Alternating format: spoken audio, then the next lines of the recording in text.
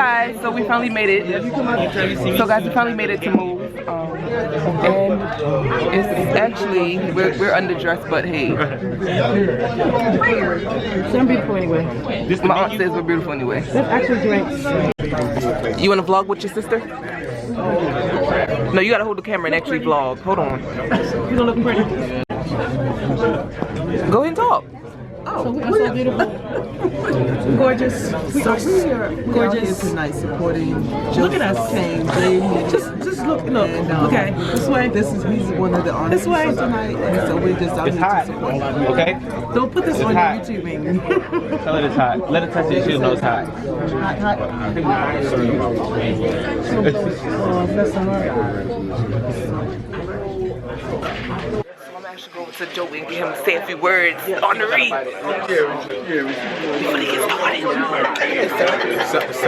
This is on the read. I feel famous. Got a few words. JK Media, He's on the map. Waverly PTO, more importantly. You know, Baltimore spent $30 million in new structure, but didn't invest any money in climate and culture. It's absurd. So we're out here fighting to make sure that the proper funding gets into Baltimore schools. Also, JK Media is helping to expose these things or bring these things to the forefront in Baltimore City. So keep your eyes out. That'll be JK Media. And his lovely wife. We got besties. Yeah, we're actually very sober today. Yes. Unlike the birthday. And this loved one. How y'all doing? Absolutely. He's a complete different. You see, wait a minute. This lighting, yes. You see the difference from the last vlog to this vlog? Look out here. Listen, the last vlog was a different scenario. My job, I had one goal. Can we get a flashback? Listen, And look at him now. All right, let me go sit down before they get started. Everybody started using our money and targeting our resources in a more strategic way. I think we all could stand to benefit. We probably could solve some of the social ills in our community. I mean, you think of mass incarceration. I hear a lot of these politicians, and I'm glad we got it on Facebook Live. I hear a lot of these politicians talking about all kinds of damn issues, but in the community in which we live, we getting locked up like it's going out of style. Black people are 14–15% of the population, yet black men making up 44% of the prison population. You go back to that crime bill in 1994, I think his name was President Bill Clinton, and went from 300,000 inmates to roughly 6–7 million. But that doesn't seem to bother the politicians, and it bothers me because it's our sons, our brothers, our fathers, and black women. Y'all ain't excluded. Y'all the fastest growing demographic in the prison system. At the same time, we can't even get some damn schools, and I'm sorry, little baby, I ain't mean to say damn, but can't get schools with air conditioning and heat. So it's like, but then they're gonna keep telling me about some lottery and some.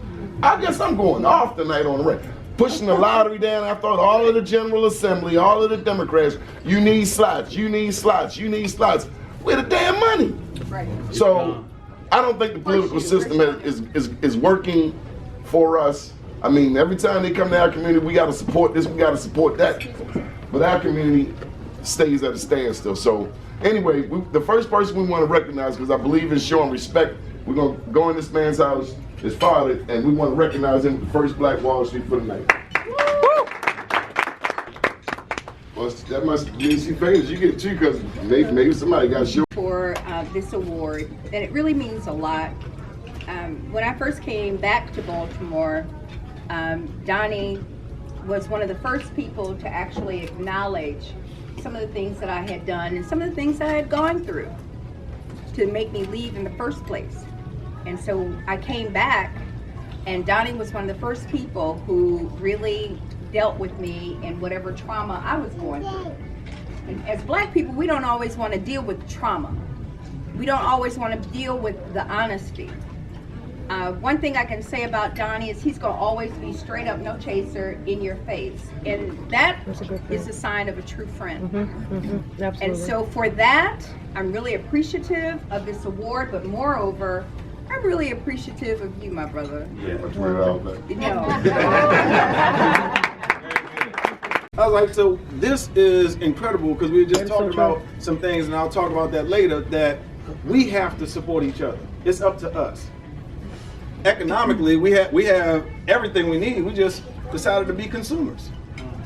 So we gotta get out of that consumer mentality where we're stuck and start doing what this says, being a Black Wall Street and supporting each other. So I'm happy to be a part of it. I'm happy for Be More News because I told Donnie we sit on the phone sometimes 30, 40 minutes at a time. I said, man, ever since I've seen you had a camera in your hand. So he took that camera and turned it into something. Right. And, you know, this is the product, the end product. So, you know, hopefully you tell a friend to support Black businesses, but also support people that support your community. That's all. All right? So I'm happy to be a part of it. About next on read, we'd like to ask Mr. Wayne Frazier to come on up and say hello to the church for us. He's been doing these events. Y'all think Black... We will increase it this year. You got my word on that. Ladies and gentlemen, thank you, Donnie. Marsha, you deserve it. You're great. I wish you well in your new endeavors. My name is Wayne Frazier, and I was born right here in Baltimore, Maryland, in a place called Hamden. Does anyone know what Hamden is in Baltimore? Right. Really? White boys fight over there.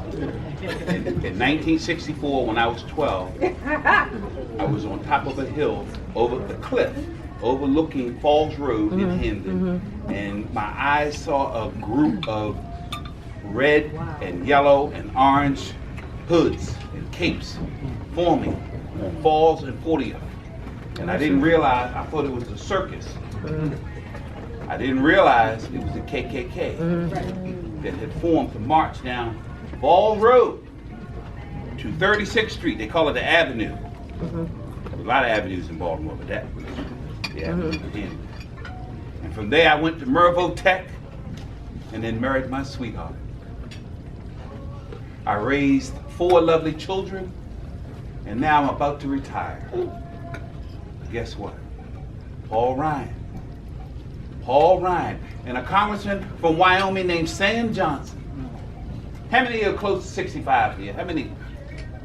They want to raise it, the retirement age to 70. 70, right. Breaks my heart. No, I got to work 5 more years. Thank you, Donnie. That's the Republicans. That's how they do it. It's your people, Donnie. Young dynamo in the media industry, and like James Charles talked about, it's important that we pass the ball back. So honestly, I want to know all of the young media talent in Baltimore so that I can certainly do my share and pour into them whatever I can. And what's the most important part? What's cool about giving back to the next person? And letting them know that that's their job. Right, their job to take it to the next person. Let me tell you something about Donnie, man. I known Donnie before he knew me because of Facebook, right? So I know who he was, what he was doing on the radio, listening to 1010. So one day I was in Chipotle, and I said, man, that's Donnie Glover. I was like, you know, let me say what's up to this brother real fast. I was like, hey, how you doing? My name is Joe. And he sat there and talked for another 45 minutes about everything I need to be doing and how we need to link up, right? But that's just his energy. Like, he will invest in you, pour into you, no matter what. If I can't say he don't see nothing in you, but I know he's important to me every time we talk. No shorter than 45 minutes, okay? You know, 2 o'clock in the morning. I ain't hit him with one of them yet. Look out for that. It will leave you with a homework assignment, okay? The homework assignment. Let me say this real fast too. When I heard that he wanted to give me this award, I was like, you know, it's an honor. But when I knew, the first thing I thought of was that my brother Brian Easley was going to be there. I knew that from last month. I said he's going to be there, so no matter what I have to do, I'm going to be there, right? I met Mr. Easley back in 2008 or 9 when Will Hanna was running for delegate in the 40th. And from that moment, I was like, I don't know who this brother is, what he's doing, but his energy, his attitude was just love. It was nothing negative. No matter how hot it was outside, knocking on doors, he rode his bike there, and we knocked it out, right? And so I met him. I see Phil Allen came in, and I stalked him too, right? Because these are people that I know are doing things in the community in Baltimore. Eric Stewart, Reginald Dobson, Derek Compton Sr. people in Baltimore who I said, what's in these brothers that makes them want to take time from their family and go out into the community and invest time to give back, right? So these brothers really define what Dr. W.B. Du Bois was saying when he meant that we don't have the right to be silent because seeds of destruction are being sown to our children, both black and white. And these brothers gave new definition to what that meant. We don't have time to be silent while we live in a city, right, where we have a $130 million deficit in our school district, but the Ravens announced this morning they're doing a $120 million upgrade to their stadium. We don't have time to be silent, right? We don't have time to be silent when people are dying every single day. I didn't know Donnie was a son of an undertaker. I heard last year they were overwhelmed with work because black men and women are dying every day in Baltimore City. It's not a time to be silent. You know, right now I volunteer as the PTO president at Waverly Elementary Middle School. Right? That's huge, y'all. Right. We have one of the first 21st century schools, right? If you research what that is, we have a brand new $30 million building. You running for mayor, brother? Damn, this sound made horrible, don't he? Let me tell you, we've been out here. Well, so let me back up. When they put me in the position to be PTO president at Waverly, they knew they wasn't getting a fundraising bake sale type of person. I said, why are we talking about fundraisers and bake sale when the windows are broken in front of our school? So I gave this fiery speech, right, similar to something like this, and I said, listen, we have to address climate and culture. What good is a $30 million building when it doesn't address the needs of parents who are overworked or underpaid, right? And they can't have time to do homework with their children. What's good? What does that $30 million building do? So right now at Waverly, we're facing a climate and culture issue where we have the brand new building, but our windows are busted every week, right? We have to replace them, $3,000 windows every week. We're replacing at Waverly. It's boarded up. Right now, go past here. It's boarded up, right?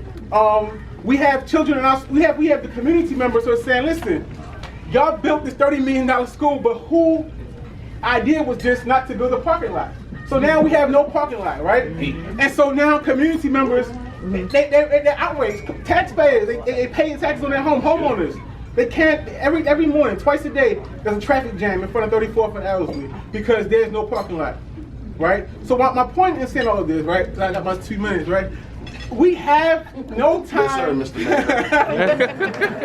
Mayor. We have no time to be silent, right? We have no time to be silent. We have, I see Sister Austin here, she said she always wants black men to show up. We have to show up, you know what I'm saying? Because if we don't show up, the $30 million is going to look good. The school looks amazing. But what good does it do if we're not showing up and actually putting the work into changing the climate and culture in these schools? So, 2017, my call to action. We all have to, instead of sitting down in 2017 and watching what's going on, we have to get up, not be silent like Dr. W.B. Du Bois said. We have to show up and be loud and make sure that what our children and our community needs are being met. Absolutely. All right, thank you. Go ahead, brother. This message has been brought to you by Hey, 2020, man. Might need a campaign manager there, Pete.